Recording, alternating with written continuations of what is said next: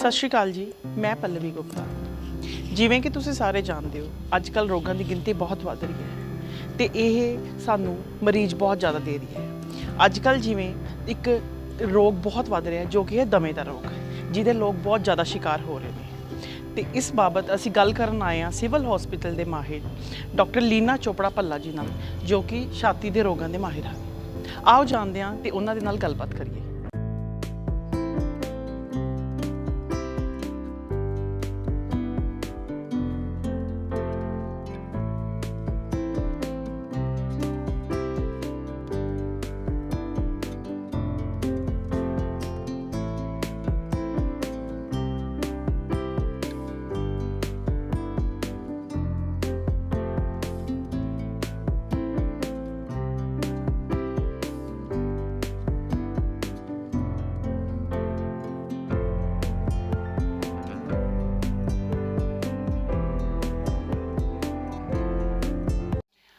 Doctor ਸਾਹਿਬ, ਜਿਵੇਂ ਅਸੀਂ ਦੇਖ ਰਹੇ ਹਾਂ ਕਿ ਅੱਜ ਕੱਲ੍ਹ ਦਮੇ ਦੀ ਬਿਮਾਰੀ ਬਹੁਤ ਵੱਧ ਰਹੀ ਆ, ਇਹਦੇ ਕੀ ਮੁੱਖ ਕਾਰਨ ਨੇ?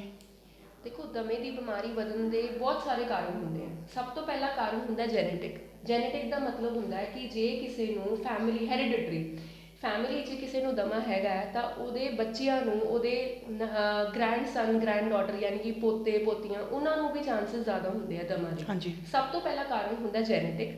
ਠੀਕ ਹੈ। ਦੂਜੇ ਕਾਰਨ ਅੱਜ ਕੱਲ੍ਹ ਦੇਖੋ ਸੁੱਕੀ ਮਿੱਟੀ, ਠੰਡੀ ਹਵਾ, ਪ੍ਰਦੂਸ਼ਣ ਵੀ ਇੰਨਾ ਕੁ ਵੱਧ ਰਿਹਾ ਹੈ ਕਿ ਜਿਹੜੀ ਦਮੇ ਦੀ ਪ੍ਰੋਬਲਮ ਹੈ ਉਹ ਅੱਜ ਕੱਲ੍ਹ ਵਧੀ ਜਾਂਦੀ ਹੈ ਦਿਨ ਬ ਦਿਨ, ਕਿਉਂਕਿ ਪ੍ਰਦੂਸ਼ਣ ਕਰਕੇ ਦਮਾ ਅੱਜ ਔਨ ਰਾਈਜ਼ ਹੈ। ਇਹਦੇ ਪੇਸ਼ੈਂਟ, ਐਲਰਜੀ ਦੇ ਪੇਸ਼ੈਂਟ, ਐਸਥਮਾ ਦੇ ਪੇਸ਼ੈਂਟ ਬਹੁਤ ਜ਼ਿਆਦਾ ਵੱਧ ਰਹੇ ਹੈ ਜੀ।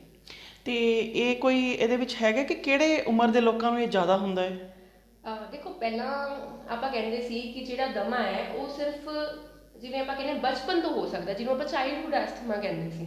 ਬਚਪਨ ਤੋਂ ਆਪਾਂ ਮੰਨ ਕੇ ਚੱਲਦੇ ਸੀ ਕਿ ਜੇ ਕਿਸੇ ਨੂੰ ਦਮਾ ਹੈ ਉਹ ਬਚਪਨ ਤੋਂ ਹੀ ਹੋ ਸਕਦਾ ਹੈ, ਪਰ ਉਹਦੇ ਬਾਅਦ ਨਹੀਂ ਹੋ ਸਕਦਾ, ਐ ਅਸੀਂ ਮੰਨ ਕੇ ਚੱਲਦੇ ਸੀ। ਪਰ ਅੱਜ ਕੱਲ੍ਹ ਕੀ ਹੈ, ਇੱਕ ਨਵੀਂ ਟਰਮ ਆ ਗਈ ਹੈ ਜਿਹਨੂੰ ਆਪਾਂ ਕਹਿੰਦੇ ਆ ਅਡਲਟ ਔਨਸੈਟ ਅਸਥਮਾ। ਜਿਹੜਾ ਅਡਲਟ ਔਨਸੈਟ ਅਸਥਮਾ ਦਾ ਮਤਲਬ ਹੈ ਕਿ ਇਹ ਕਿਸੇ ਵੀ ਵਰਗ ਦੇ, ਕਿਸੇ ਵੀ ਉਮਰ ਦੇ ਬੰਦੇ ਨੂੰ ਜਾਂ ਬੀਬੀ ਨੂੰ ਇਹ ਅਫੈਕਟ ਕਰ ਸਕਦਾ ਹੈ, ਕਿ ਦਮਾ ਲੇਟਰ ਔਨ ਸਟੇਜਸ ਦੇ ਵਿੱਚ ਆਪਣੀ ਲਾਈਫ ਦੇ ਵਿੱਚ ਹੋ ਸਕਦਾ ਹੈ ਜੀ। ਠੀਕ ਹੈ ਜੀ। ਤੇ ਇਹਨਾਂ ਦੇ ਵਧਣ ਦਾ ਕਾਰਨ ਕੀ ਹੈ? ਜਿਹੜਾ ਦਮਾ ਦੇ ਪੇਸ਼ੈਂਟ ਇੰਨੇ ਵੱਧ ਰਹੇ ਨੇ, ਇਹਨਾਂ ਦੇ ਵਧਣ ਦਾ ਕਾਰਨ ਕੀ ਹੈਗਾ ਮੇਨ? ਜੀ, ਇਹਨਾਂ ਦੇ ਵਧਣ ਦਾ ਕਾਰਨ ਦੇਖੋ, ਸਭ ਤੋਂ ਪਹਿਲਾਂ ਜਿਹੜੀ ਚੀਜ਼ ਹੈ ਉਹ ਹੈਗੀ ਹੈ ਪ੍ਰਦੂਸ਼ਣ। ਠੀਕ ਹੈ। ਪ੍ਰਦੂਸ਼ਣ, ਜਾਂ ਜਿਵੇਂ ਆਪਾਂ ਕਹਿੰਦੇ ਚੇਂਜ ਆਫ ਸੀਜ਼ਨ। ਠੀਕ ਹੈ। ਅੱਜ ਕੱਲ੍ਹ ਜਿਵੇਂ ਚੇਂਜ ਆਫ ਸੀਜ਼ਨ ਦੇ ਵਿੱਚ ਕੀ ਹੁੰਦਾ ਹੈ ਕਿ ਠੰਡੀ ਹਵਾ, ਸੁੱਕੀ ਮਿੱਟੀ, ਧੂਲ ਮਿੱਟੀ ਕੱਟਾ, ਧੂੰਆਂ ਅੱਜ ਕੱਲ੍ਹ ਇੰਨਾ ਕੁ ਵੱਧ ਗਿਆ ਹੈ ਕਿ ਦਮੇ ਦੇ ਪੇਸ਼ੈਂਟ ਦੀ ਜਿਹੜੀ ਵਾਧਾ ਹੈ ਉਹ ਬਹੁਤ ਜ਼ਿਆਦਾ ਹੋ ਗਿਆ ਹੈ। ਉੱਪਰੋਂ ਜਿਹੜੇ ਜਿਨ੍ਹਾਂ ਨੂੰ ਦਮੇ ਦੀ ਬਿਮਾਰੀ ਹੈਗੀ ਹੈ ਉਹਨਾਂ ਨੂੰ ਵੀ ਅੱਜ ਕੱਲ੍ਹ, ਜਿਵੇਂ ਆਪਾਂ ਇੱਕ ਚੀਜ਼ ਹੁੰਦੀ ਹੈ ਐਗਜ਼ੈਜ਼ਰਬੇਸ਼ਨ ਦਾ ਮਤਲਬ ਹੈ ਕਿ ਐਪੀਸੋਡ ਆ ਜਾਂਦਾ ਹੈ। ਠੀਕ ਹੈ। ਦਮੇ ਦਾ, ਜਿਵੇਂ ਆਪਾਂ ਕਹਿੰਦੇ ਇੱਕੋ ਦਮ ਪੇਸ਼ੈਂਟ ਆਪਣੇ ਕੋਲ ਸਾਹ ਦੀ ਬਿਮਾਰੀ ਦੇ ਨਾਲ ਜਾਂ ਖੰਘ ਦੀ ਬਿਮਾਰੀ ਦੇ ਨਾਲ ਆ ਜਾਂਦਾ ਹੈ, ਉਹ ਚੀਜ਼ ਵੀ acute ਐਸਥਮਾ the ਐਗਜ਼ੈਜ਼ਰਬੇਸ਼ਨ we on rise ਹੈ ਜੀ। ਠੀਕ ਹੈ ਜੀ।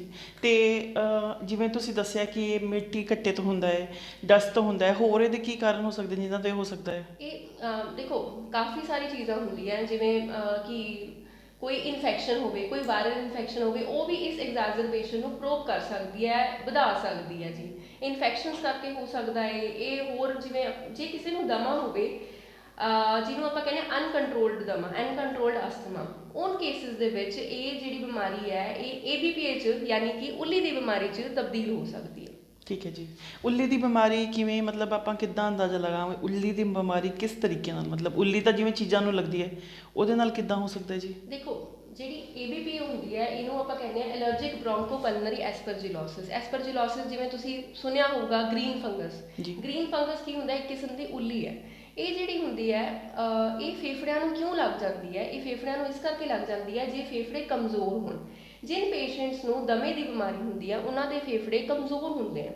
ਤੇ ਜਿਵੇਂ ਆਪਾਂ ਦੇਖਿਆ ਹੈ ਕਿ ਕੋਈ ਵੀ ਕਮਜ਼ੋਰ ਇਨਸਾਨ ਹੁੰਦਾ ਉਹ ਛੇਤੀ ਬਿਮਾਰ ਪੈਂਦਾ, ਉਵੇਂ ਜਿਹੜੇ ਕਮਜ਼ੋਰ ਫੇਫੜੇ ਆ ਉਹਨਾਂ 'ਚ ਉੱਲੀ ਦੀ ਬਿਮਾਰੀ ਜਿਹੜੀ ਆ ਉਹ ਛੇਤੀ ਲੱਗ ਜਾਂਦੀ। ਉੱਲੀ ਉਹਨੂੰ ਘੇਰ ਲੈਂਦੀ ਹੈ ਫੇਫੜਿਆਂ ਨੂੰ, ਉਹਦੇ ਕਰਕੇ ਜਿਹੜੀ ਆ ਬਿਮਾਰੀ ਹੈ ਉਹ ਜ਼ਿਆਦਾ ਲੱਗਦੀ ਹੈ।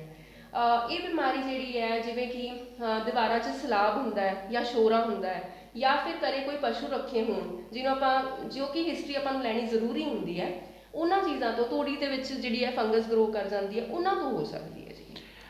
ਡਾਕਟਰ ਸਾਹਿਬ, ਜਿਵੇਂ ਤੁਸੀਂ ਦੱਸਿਆ ਸ਼ੋਰੇ ਤੋਂ, ਇਹ ਤਾਂ ਇੱਕ ਹੈਰਾਨੀਜਨਕ ਗੱਲ ਹੈ ਕਿ ਸ਼ੋਰਾ ਤੇ ਅੱਜ ਕੱਲ੍ਹ ਵੈਸੇ ਹਰ ਘਰ ਦੇ ਵਿੱਚ ਆ, ਉਹ ਸ਼ੋਰਾ ਸਾਨੂੰ ਕਿੱਦਾਂ ਇਹ ਬਿਮਾਰੀ ਦਾ ਬਣਾ ਦਿੰਦਾ ਹੈ?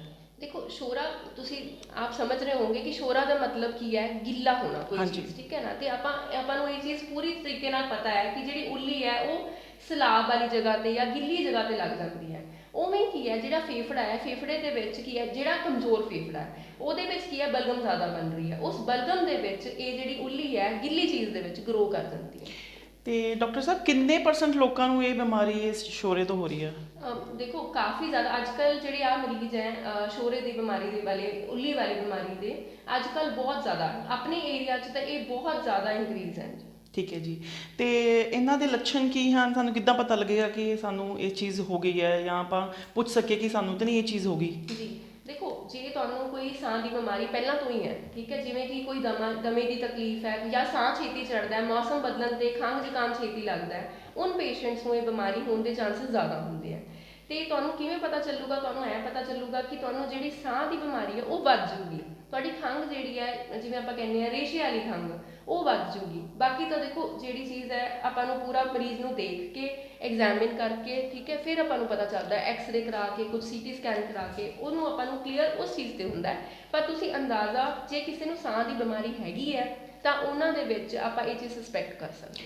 ਤੇ ਜਿਵੇਂ ਡਾਕਟਰ ਸਾਹਿਬ ਸ਼ੋਰਾ ਤਾਂ ਹੁਣ ਹਰ ਘਰ 'ਚ ਆ, ਤੇ ਜਿਵੇਂ ਉਹ ਕਿੱਦਾਂ ਸਾਨੂੰ ਇਫੈਕਟ ਕਰਦਾ? ਕਿ ਅਸੀਂ ਉਹਨਾਂ ਨੂੰ ਝਾੜਦੇ ਹਾਂ ਤਾਂ ਕਰਕੇ ਕੁਝ ਹੁੰਦਾ ਹੈ, ਜਾਂ ਕਿਵੇਂ ਉਹ ਆਪਣੇ ਆਪ ਨੂੰ ਕਰਦਾ ਇਫੈਕਟ? ਨਹੀਂ ਦੇਖੋ, ਸ਼ੋਰਾ ਤਾਂ ਦੀਵਾਰਾਂ ਦੇ ਉੱਪਰ ਜੇ ਲੱਗਿਆ ਵੀ ਹੈ ਉਹ ਆਪਾਂ ਨੂੰ ਅਫੈਕਟ ਕਰ ਸਕਦਾ ਹੈ, ਕਿਉਂਕਿ ਆਪਾਂ ਜੇ ਸੇਮ এনवायरमेंट ਸ਼ੇਅਰ ਕਰਦੇ ਹਾਂ, ਮਤਲਬ ਕਿ ਆਪਾਂ ਸੇਮ ਏਰੀਆ ਦੇ ਵਿੱਚ ਸੇਮ ਘਰ ਕਹਿ ਰਹੇ ਹਾਂ, ਸੇਮ ਕਮਰੇ ਦੇ ਵਿੱਚ ਰਹਿ ਰਹੇ ਹਾਂ, ਤਾਂ ਉਹ ਚੀਜ਼ ਆਪਾਂ ਬਰੀਥ ਤਾਂ ਕਰ ਹੀ ਰਹੇ ਹਾਂ, ਅੰਦਰ ਤਾਂ ਲੈ ਹੀ ਰਹੇ ਹਾਂ, ਤਾਂ ਉੱਲੀ ਆਟੋਮੈਟਿਕਲੀ ਆਪਣੇ ਅੰਦਰ ਚਲੀ ਜਾਂਦੀ ਹੈ। ਤੇ ਇਹ ਚੀਜ਼ ਇੱਕ ਬੰਦੇ ਤੋਂ ਦੂਸਰੇ ਬੰਦੇ ਨੂੰ ਵੀ ਹੁੰਦੀ ਹੈ ਜੀ?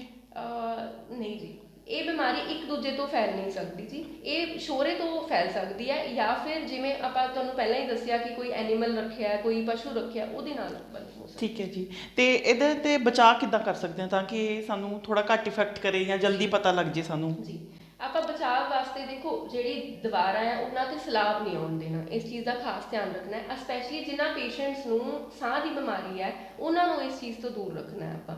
ਤੇ ਆਪਾਂ ਜਿਹੜੀ ਦੀਵਾਰਾਂ ਹੈ ਉਹ ਗਿੱਲੀਆਂ ਨਹੀਂ ਰੱਖਣੀਆਂ, ਪਸ਼ੂ ਜਿਹੜੇ ਹੈ ਉਹ ਘਰੇ ਨਹੀਂ ਰੱਖਣੇ, ਤੇ ਜੇ ਕੋਈ ਮਰੀਜ਼ ਦਮੇ ਦਾ ਘਰੇ ਹੈਗਾ ਉਹ ਇਸ ਚੀਜ਼ ਦੇ ਨੇੜੇ ਨਾ ਜਾਵੇ ਜੀ। ਠੀਕ ਹੈ ਜੀ। ਤੇ ਇਹਦੇ ਬਚਾਅ ਲਈ ਆਪਾਂ ਨੂੰ ਕੀ ਕਰਨਾ ਪਏਗਾ ਜੀ? ਬਚਾਅ ਵਾਸਤੇ ਜੀ ਆਪਾਂ ਨੂੰ ਧਿਆਨ ਰੱਖਣਾ ਪਊਗਾ ਜੀ, ਜਿਵੇਂ ਜੇ ਸ਼ੋਰਾ ਹੈਗਾ ਆਪਾਂ ਨੂੰ ਉਹਨੂੰ ਹਟਾਉਣਾ ਪੈਣਾ ਜੀ, ਠੀਕ ਹੈ। ਤੇ ਜਿਹੜੇ ਪਸ਼ੂ ਹੈ ਉਹਨਾਂ ਦਾ ਜਿਵੇਂ ਆਪਾਂ ਕਹਿ ਸਕਦੇ ਹਾਂ ਘਰ ਤੋਂ ਥੋੜਾ ਜਿਹਾ ਦੂਰ ਰੱਖ ਸਕਦੇ ਹਾਂ। ਹਾਂਜੀ।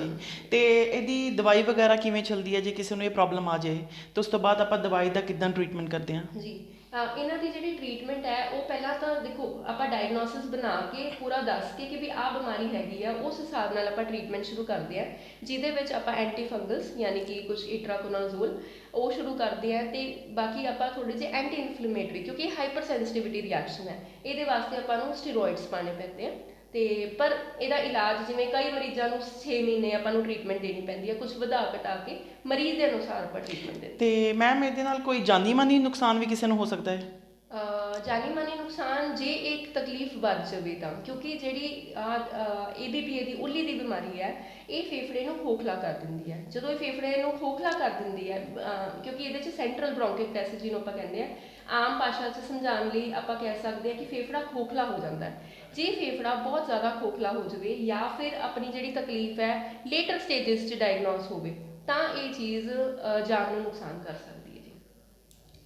ਤੇ ਇਹਦੇ ਲਈ ਇਹ ਵੀ ਹੋ ਸਕਦਾ ਕਿ ਕੋਈ ਮਤਲਬ ਕਿ ਜੇ ਲੰਗਸ ਨੂੰ, ਫੇਫੜਿਆਂ ਨੂੰ ਜ਼ਿਆਦਾ ਨੁਕਸਾਨ ਹੋਏ ਉਹਨਾਂ ਨੂੰ ਦਾਖਲ ਵੀ ਹੋਣਾ ਪੈਂਦਾ ਹੈ? ਬਿਲਕੁਲ ਜੀ, ਆਪਣੇ ਕੋਲ ਮਰੀਜ਼ ਬਹੁਤ ਸਾਰੇ ਇਹੋ ਜਿਹੇ ਆ ਰਹੇ ਨੇ ਜਿਹੜੇ ਕਿ ਲੇਟਰ ਸਟੇਜਸ ਤੇ ਡਾਇਗਨੋਸ ਹੁੰਦੇ ਆ। ਸ਼ਾਇਦ ਉਹ ਨਾਰਮਲ ਜਿਹੜੇ ਆਪਾਂ ਕਹਿ ਸਕਦੇ ਹਾਂ ਕਿ ਆਮ ਕੁਐਕਸ ਹੈ ਉਹਨਾਂ ਤੋਂ ਟ੍ਰੀਟਮੈਂਟ ਲੈ ਲੈਂਦੇ ਆ, ਤੇ ਉਹਨਾਂ ਦੀ ਇਹ ਡਾਇਗਨੋਸਿਸ ਜਿਹੜੀ ਹੈ, ਜਿਹੜੀ ਬਿਮਾਰੀ ਜਿਹੜੀ ਆਪਾਂ ਨੂੰ ਛੇਤੀ ਫੜ ਲੈਣੀ ਚਾਹੀਦੀ ਹੈ, ਉਹ ਚੀਜ਼ ਛੇਤੀ ਨਹੀਂ ਫੜੀ ਜਾਂਦੀ ਕਿਉਂਕਿ ਉਹ ਸਪੈਸ਼ਲਿਸਟ ਕੋਲੇ ਲੇਟ ਆਉਂਦੇ ਆ। ਹਾਂਜੀ, ਉਹ ਐਕਚੁਅਲੀ ਘਰ ਹੀ ਪਹਿਲਾਂ ਦੇਖਦੇ ਰਹਿੰਦੇ ਆ ਕਿ, ਤੇ ਇਸ ਕਰਕੇ ਮਤਲਬ ਅਸੀਂ ਉਹਨਾਂ ਨੂੰ ਇਹੀ ਕਹਿਣਾ ਚਾਹੀਦਾ ਕਿ ਜਲਦੀ ਤੋਂ ਜਲਦੀ ਮਤਲਬ ਫालतू ਦਵਾਈਆਂ ਨਾ ਖਾ ਕੇ ਤੇ ਪਹਿਲੇ ਆ ਕੇ ਚੈੱਕ ਕਰਵਾਉਣਾ ਚਾਹੀਦਾ।